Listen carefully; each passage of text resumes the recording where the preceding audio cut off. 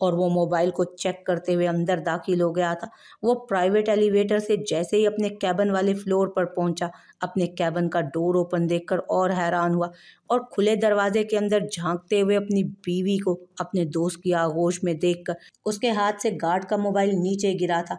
आप नहीं पछता रहे, यकीन जाने जिस दिन नजीब आफंदी आप पछताएंगे ना, आप में हिम्मत नहीं रहेगी मुझसे नजरें मिलाने की। मैंने तुम जैसी बदकिरदार औरत के लिए अपने घर को बर्बाद किया। तुम्हारे बदनुमा बातिल के लिए मैंने निस्वा को मजबूर किया मेरी दूसरी शादी के लिए।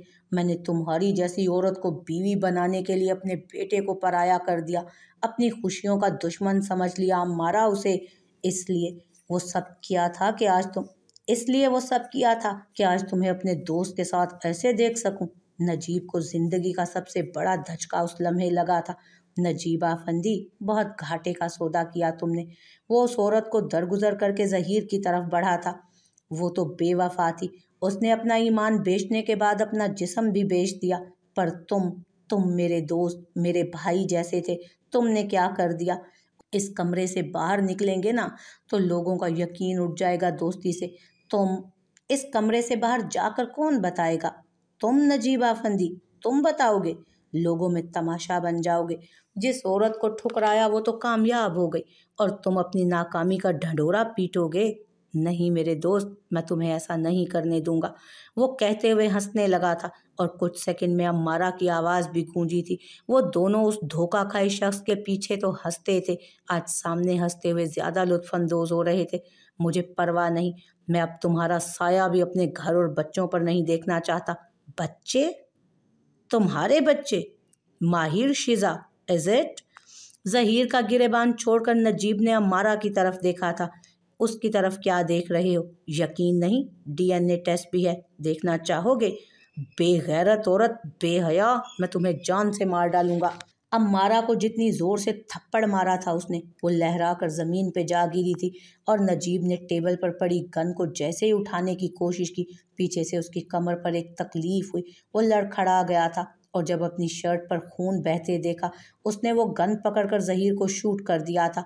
मैं मरता मर जाऊंगा पर तुम दोनों को तो कामयाब नहीं होने दूंगा।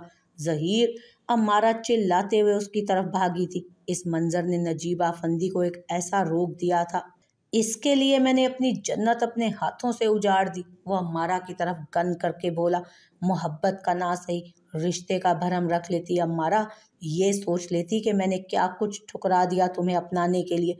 गन उठाते ही पीछे सर पर वार हुआ था उसके। गिरने से पहले उसने वही लफ्ज दोहराया था जो उसको किसी ने बहुत साल पहले कहकर नवाजा था, हर जाई। उज़ैफा, क्या कर दिया ये तुमने? मुझे जो कागजात चाहिए थे वो मिल गए हैं, मैं जा रहा हूँ। इसका जो करना है आप लोग कर सकते हैं। बास्टर्ड। नजीब को टांग से ठोकर मारकर वो बाहर निकल गया था।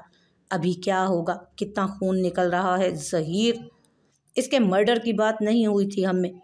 वो दोनों अभी बात कर रहे थे जब एक आवाज़ उन्हें सुनाई दी और फिर दस्तक हुई कैबिन के दरवाजे पर। नजीब आफंदी, उसकी बंद होती आंखों ने निस्वा की आवाज़ सुनकर जैसे फिर से खुलने की हिम्मत की थी। शिट, निस्वा यहाँ क्या कर रही है? मार दो इसको भी। जहीर, अगर वो भाग गई तो हम सब मरेंगे। Okay okay, relax. उज़ैफा, ये क्या कर दिया तुमने? मुझे जो कागजात चाहिए थे मुझे मिल गए हैं, मैं जा रहा हूँ। इसका जो करना है आप लोग कर सकते हैं। बास्टर्ड। नजीब को टांग मारे वो कैबिन से निकल गया था। अभी क्या होगा? कितना खून निकल गया है? जहीर, इसके मर्डर की बात नहीं हुई थी। वो दोनों अभी बात कर रहे थे जब वो एक आवाज़ उन्हें सुनाई दी और फिर दस्तक हुई कैबिन के दरवाजे पर। नजीब आफंदी, उसकी बंद होती आंखों ने निस्वा की आवाज़ सुनकर जैसे फिर से खुलने की हिम्मत की थी। शिट, निस्वा यहाँ क्या कर रही है? मार दो उसको भी। जहीर, अगर वो भाग गई तो हम सब मरेंगे। Okay okay, relax. उसे अंदर।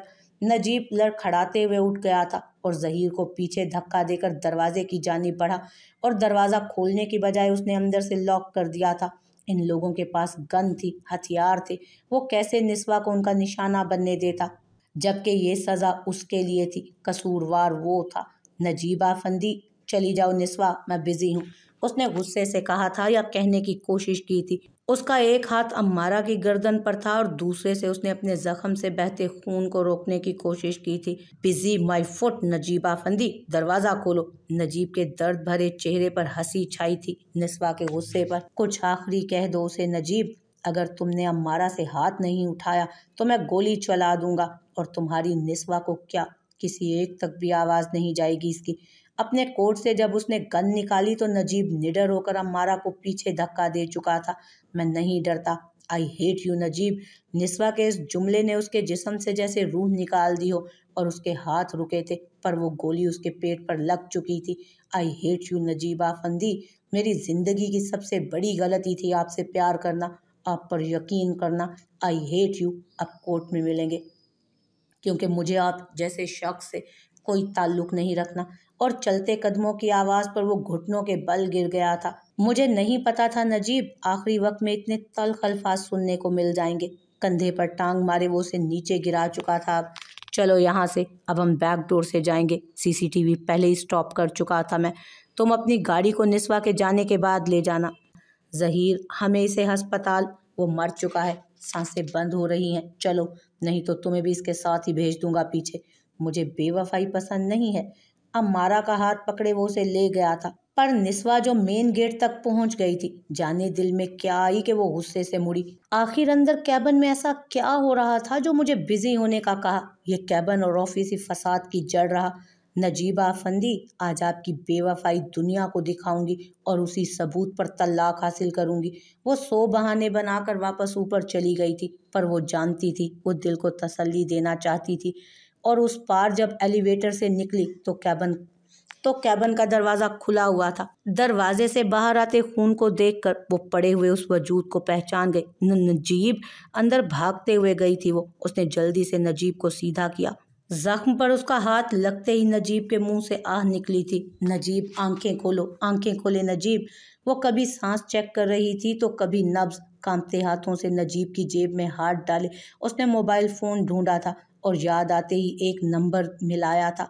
हेलो मन्नान बेटा, कहाँ हो? जल्दी से ऑफिस आ जाओ बेटा, बाबा को हॉस्पिटल ले जाना है, बहुत खून बह गया है। कांपती हुई आवाज़ से उसके होंठों से यही अल्फाज अदा हुए, मैं आ रहा हूँ माँ, आ रहा हूँ। फ़ोन बंद हुआ तो मोबाइल हाथ से छूट गया। अभी गुस्सा कर रहे थे नजीब, वैसे ही गुस्सा करें, प्लीज़ आंखें खोले। वो चेहरे को गोद में लिए हिला रही थी और तभी शोर शराबे ने उसकी तवज्जो हासिल की। माँ बेटा, बहुत खून बह गया है, please please save him, please mannan, कुछ नहीं होगा, आप हिम्मत रखें। मन्नान जल्दी से नीचे झुका। नजीब की नब्ज चेक करते हुए उसने अपनी माँ की तरफ देखा। प्लीज़ बेटा, इन्हें कुछ नहीं होना चाहिए, कुछ नहीं होगा, नब्ज चल रही है, आप पीछे हो, मुझे उठाने देने। मन्नान ने बहुत आहिस्ता आवाज़ में कहा था और निस्वा जैसे ही पीछे हुई, मन्नान ने जल्दी से नजीब को उठाने की कोशिश की। फर्श पर गिरे खून को देखकर उसने अपनी आंखें बंद कर ली थी। आपके साथ जिसने भी ये किया है ना, छोड़ूंगा नहीं मैं उसे। खुद से एक नया वादा किए वो जल्दी से उस कैबिन से बाहर ले गया था उसे। ऑफिस के बाहर उसके गार्ड पहले ही मौजूद थे। बैक सीट पर जैसे ही उसने नजीब को लिटाया, निस्वा जल्दी से पीछे बैठ गई। कुछ नहीं होगा नजीब आपको। वो गाड़ी चलाते हुए पूरे रास्ते अपनी माँ की आहू पुकार सुनता चला गया, खामोशी से। कितना फर्क आ गया था एक पल में उन तीनों के रिश्ते में।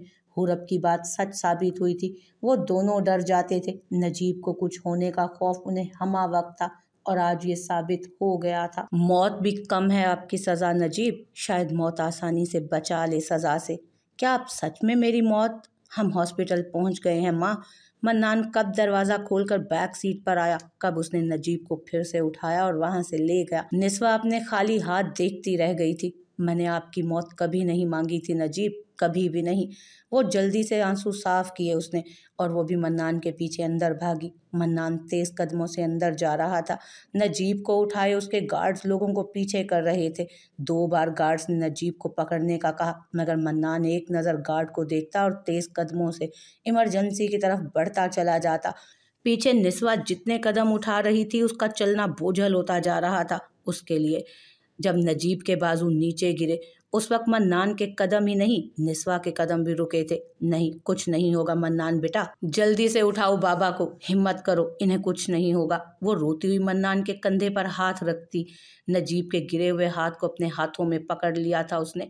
और इतने सालों के बाद मन्नान ने अपनी माँ में उस बीवी को देखा था। उस बेडरूम में अपने शोहर को रोक रही थी, मिन्नतें कर रही थी दूसरी शादी ना करने के लिए। जो कुछ नहीं होगा माँ, चलें। और गार्ड्स पहले ही डॉक्टर्स को इमरजेंसी के बाहर जमा कर चुके थे। स्ट्रेचर पर जैसे ही नजीब को लिटाया गया था, नर्स ने ज़बरदस्ती निस्वा का हाथ छुड़ाने की कोशिश की, जिस पर वो नर्स पर ही झपट पड़ी थी। डोंट टच मी, बात कर रही हूँ मैं अपने शोहर से। चलते फिरते लोग रुक गए थे निस्वा के चिल्लाने से, जैसे वो गार्ड्स और मन्नान। उसने एक नज़र देखा था अपनी माँ को और मायूस हो गया था। वो कुछ कदम जाने के लिए पीछे हुआ। डॉक्टर हुरब, सर्जरी कामयाब रही, सारा क्रेडिट आपको जाता है। नहीं, टीम वर्क था, आप सब ने भी। हुरब के कदम रुक गए थे जब माँ और भाई पर नजर पड़ी, और करीब आने पर उस शख्स पर निगाहें गईं तो उसका भी वही रिएक्शन था जो निस्वा का। माँ, ये सब। वो निस्वा को लेकर जैसे ही बेंच पर बैठी, डॉक्टर नजीब को अंदर ले गए थे। और मन्नान, वो तो चला गया था हॉस्पिटल से बाहर। उसे समझ नहीं आ रही थी कि वो उस लम्हे करे तो क्या करे। उसे वक्ती तौर पर तकलीफ हुई थी, पर उसने अस्पताल से बाहर कदम रखते ही अपना दिल भी पत्थर का कर लिया था उस वक्त। खामोशियों की जुबान, कोई ना समझे यहाँ। माँ प्लीज़, अभी कुछ नहीं, जाओ अंदर बाबा को देख कर आओ, हेल्प करो डॉक्टर्स की, जाओ। आप यहाँ बैठी हिम्मत हार चुकी हैं, भाई यहाँ से चले गए हैं, खून में लथपथ दूसरी बार देख रही हूँ उन्हें, और आप कह रही हैं कि मैं अंदर जाऊँ। No never. रोती हुई निस्वा को गले से लगाया था उसने। वो लोगों का रश भी खत्म हो चुका था और चहल पहल भी थम गई थी, उन दोनों की तेज धड़कनों की तरह। जैसे ही कोई नर्स बाहर आती, निस्वा एकदम से उठ जाती थी। वो इस तरह का रिएक्शन देगी, किसे मालूम था।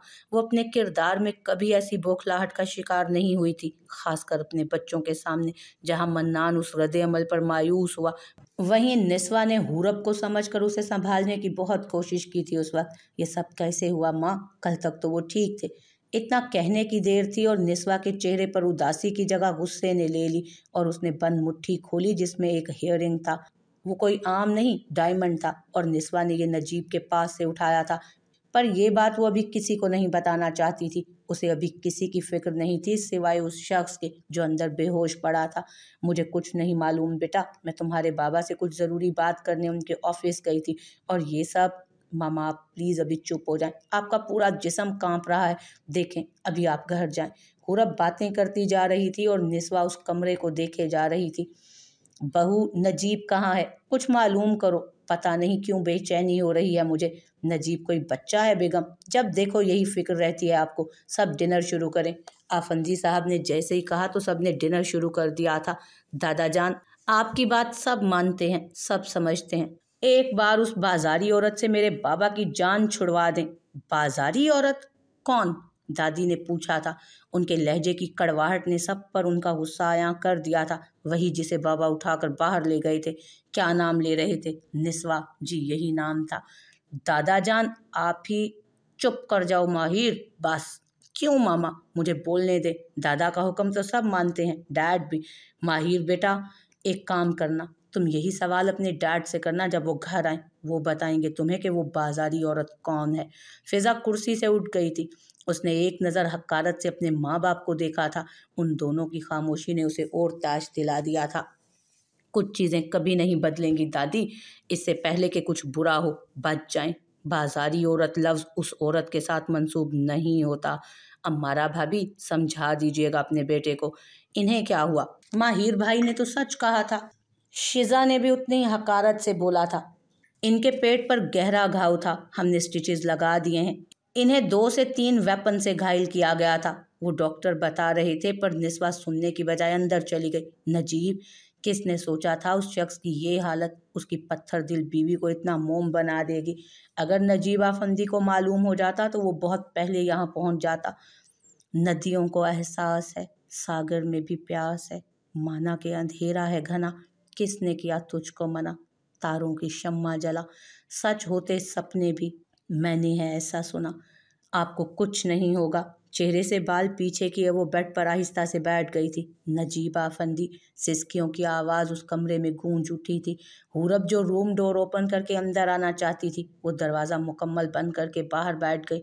आप बहुत बुरे हैं नजीब, बहुत तकलीफ़ दी है आपने मुझे, और अब जब मैं सच में आपको छोड़ना चाहती हूँ तो आप ऐसे कर रहे हैं। नजीब के कंधे पर सर रखे वो खामोशी से रो दी थी, उस शख्स के लिए जिसने सिवाय दर्द के कभी नहीं दिया था कुछ भी उन लोगों को। अम्मारा नजीब को वो वक्त पर अस्पताल ले गए थे।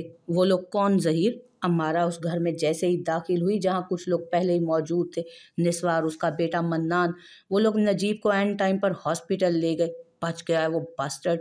ज़हीर ने शीशे पर हाथ मारकर उसे तोड़ दिया था और उस पर पड़े कागज बिखर कर रह गए थे। व्हाट? नजीब हमें छोड़ेगा नहीं, सबसे पहले वो घर से निकाल देगा मुझे और मेरे बच्चों को। ज़हीर कुछ करो। तो क्या मैं यहाँ झक मार रहा हूँ पागल औरत? ये नजीब के वकील हैं। मैं पहले ही प्रॉपर्टी को माहिर और तुम्हारे नाम करवा चुका हूँ। बिजनेस के और डिवोर्स पर साइन हुज़ैफा ने करवा लिए थे। क्यों हुज़ैफा? और वो खिड़की पर से जैसे ही रोशनी में आया, अम्मारा ने सुकून का सांस भरा। शुक्र है साइन करवा लिए थे। अब अगर नजीब ने घर से निकालने की कोशिश की तो ऐसा मौका ही नहीं आएगा। उसके घर पहुंचने तक उसकी मिल्कियत खत्म हो चुकी होगी, सारी की सारी। सर मेरी बात सुन ले। तुम्हारी ही सुनेंगे, आफ्टर ऑल तुम उसकी ट्रस्ट वर्दी जो हो। कम अम्मारा, बैठ कर बात करें। उज़ैफा दादी को फ़ोन करो। जब शाम को हम आफंदी मेंशन में जाएं तो दादी साथ होंगी। और सर पहले ये कुछ डॉक्यूमेंट्स देख लें। मिस्टर नजीब की नई विल। नई विल? व्हाट?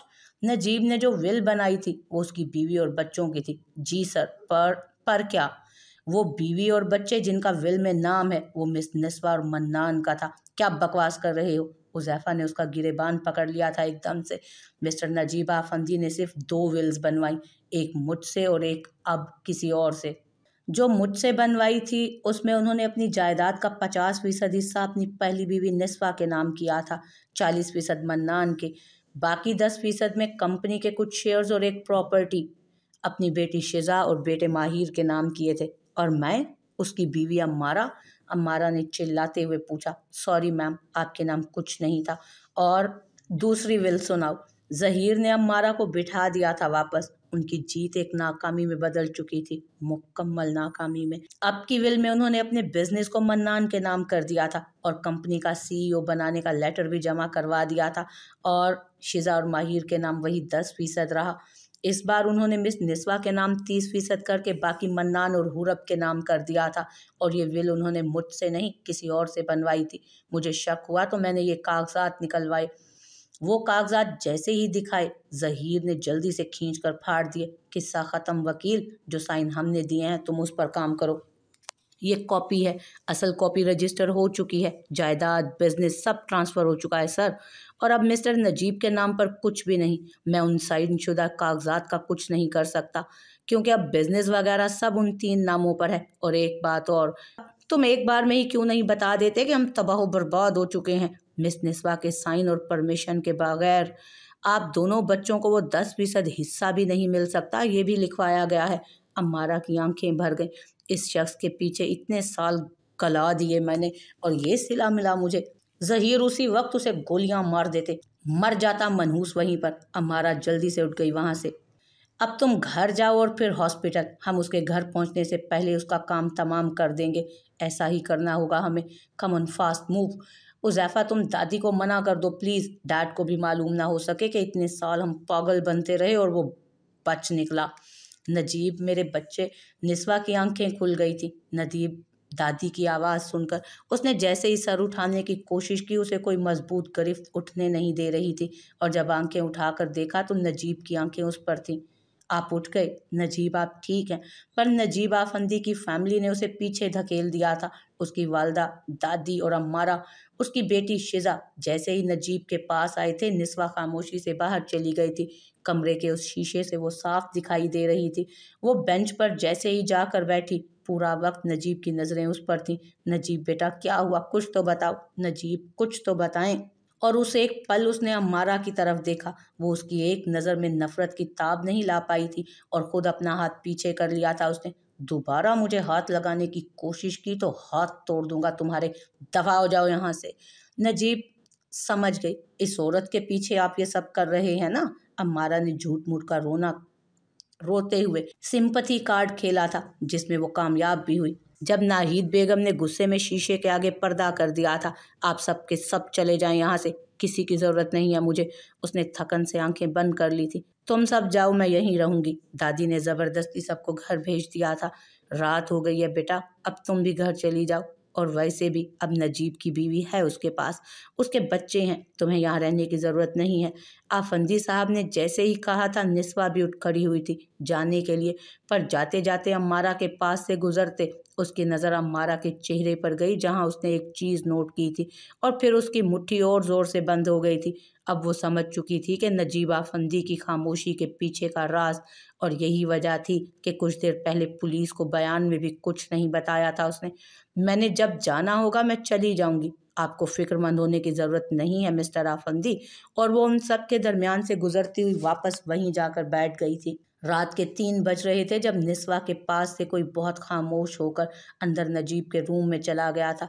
ना कोई डॉक्टर राउंड पर था और ना कोई नर्स आसपास थी। बाहर थर्ड बेंच पर बैठे नजीब के वालिद और चचा, जो टेक लगाए आंखें बंद कर चुके थे, और निस्वा के बेंच पर दादी, जिनके कंधे पर निस्वा सर रखे सो रही थी। पर रूम का दरवाज़ा जैसे ही बंद हुआ, निस्वा जाग गई और उसने वही किया जो उसे करना चाहिए। अंदर दाखिल हुई तो मॉनिटर की बीप उसे अलर्ट कर चुकी थी। उसने तेज कदमों से उस हाथ को रोक लिया जो नजीब के बाजू से नीडल ऑलरेडी निकाल चुका था। हुरब, हुरब बेटा जल्दी आओ। अंधेरे में उस पर्सन को एकदम से पीछे धक्का दिया था उसने, शोर की आवाज़ ने। एक नर्स अंदर दाखिल हुई और हुरब को लेने चली गई, जो भागती हुई आई। व्हाट द हेल, माँ आप ठीक हैं? बेटा जल्दी से जाओ, देखो मशीन चेक करो जल्दी, कुछ गड़बड़ हुई है। बस आधी बात ही कह पाई थी और निस्वा ने अम्मारा को बाजू से पकड़कर ज़मीन से उठाया। क्या कर रही थी तुम यहाँ? क्या किया तुमने नजीब के साथ? ये क्या हो रहा है? अम्मारा तुम यहाँ? दादी आगे बढ़ी तो निस्वा पीछे हो चुकी थी। वो नजीब के पास वापस चली गई थी, जैसे सांस लेने में दुश्वारी होने लगी थी, और हुरब के चेहरे पर घबराहट छा चुकी थी। सिस्टर सबको बाहर भेजें और डॉक्टर अहमद को जल्दी से अंदर लेकर आएं, फास्ट। बेटा क्या हुआ है, प्लीज़ बताओ, प्लीज़ माँ बाहर जाएं प्लीज़। हुरब की आंख से जैसे ही आंसू निकला, निस्वा बाहर चली गई बिना कुछ कहे। अंदर क्या हुआ था? अम्मारा बेटा तुम इस वक्त यहाँ, जवाब दो, तुम्हारे ससुर तुमसे कुछ पूछ रहे हैं। तुम इस वक्त नजीब के रूम में क्या कर रही थी? क्या कर दिया तुमने जो एकदम से मॉनिटर के नंबर्स आगे पीछे हुए और नजीब की तबीयत खराब हुई? मेरा हाथ छोड़ो। पर निस्वा की गिरफ्त मजबूत हुई थी, यहाँ तक कि अम्मारा के बाजू में दर्द होने लगा। निस्वा बेटा प्लीज़ तुम बैठ जाओ, मैं बात करती हूँ। निस्वा ने दादी की बात सुनकर उसका बाजू तो छोड़ दिया, पर वो बैठी नहीं थी। जख्मी शेर की तरह रूम के बाहर चक्कर काटने लगी थी। दादी मैं नजीब को देखने आई थी, मुझसे रहा नहीं गया। मैं जैसे ही नजीब के पास आई तो अचानक से नजीब की तबीयत खराब हो गई। बस, निस्वा गाली निकालते निकालते रह गई थी। कुछ देर में हुरब आई और हुरब की एक बात ने निस्वा को और जुनूनी कर दिया। अंदर मिसगाइड करने की कोशिश की गई थी, ऑक्सीजन मास्क को उतारकर उनकी जान लेने की नाकाम कोशिश की गई। झूठ, कौन लेगा जान? तुम दोनों माँ बेटी झूठ बोल रही हो। मिलने दो मुझे नजीब से। वो जैसे ही अंदर दाखिल हुई, नजीब आफंदी बेहोशी की हालत में भी एक ही नाम ले रहे थे, निस्वा। तुम्हारा जवाब मिल गया ना, अब जाओ यहाँ से, आउट। निस्वा की ललकार ने अम्मारा ही नहीं बाकी सबको एक वार्निंग दी थी, और उसके बाद से वो साये की तरह नजीब के साथ थी।